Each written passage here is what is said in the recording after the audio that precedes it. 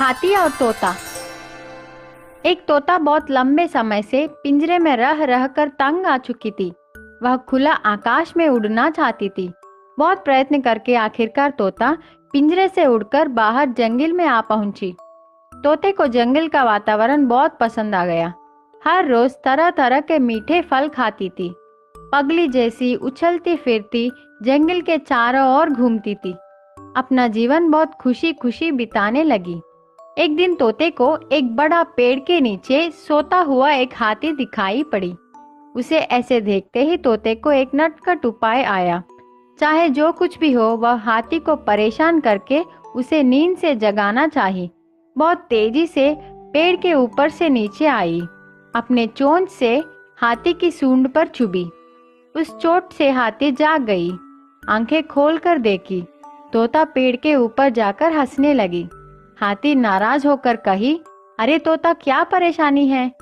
तोता ने जवाब दी, मजाक है मेरे दोस्त। हंसने लगी। हाथी को कुछ फर्क नहीं पड़ा। आंखें बंद करके फिर से सो गई। कुछ देर बाद तोता फिर से नीचे हाथी के पास आकर दोबारा उसको परेशान की और तुरंत वहां से उड़कर पेड़ के ऊपर चली गई। हाथी गुस्से से चिल्लाई, अरे तू फिर से आ गई, क्या कुछ काम नहीं है क्या? लेकिन तोते को यह बहुत मजाक लगा। बार बार ऐसी शरारतें करने लगी। हाथी तंग आ चुकी थी। कुछ करना नहीं चाहा। वहां से उठकर चली गई। तोते को और मजा आ गया। फिर से एक और बार तेजी से जाकर हाथी को अपने चोंच से चुभी। हाथी क्रोधित हो गई। कुछ ना कुछ तो करके उस तोते को सबक सिखाने का निर्णय ली। हाथी एक तालाब के पास गई। अपने सिर को छोड़ बाकी का पूरा शरीर पानी में डुबाई। इसको देख तोते को बहुत मजा आया। वह सोची, अरे देखो, मेरे से डरकर हाथी पानी में जाकर छिप गई। खूब हंसने लगी। फिर से तोता वहां जाकर हाथी के ऊपर बैठ गई। हाथी को छुपाना चाहिए। हाथी को पता था कि तोता आएगी, इसलिए उसने पहले से ही अपने सूंड में पानी भर कर रखी।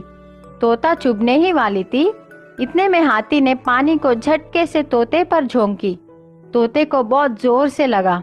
तालाब में गिर गई। जान के लिए तड़प रही थे।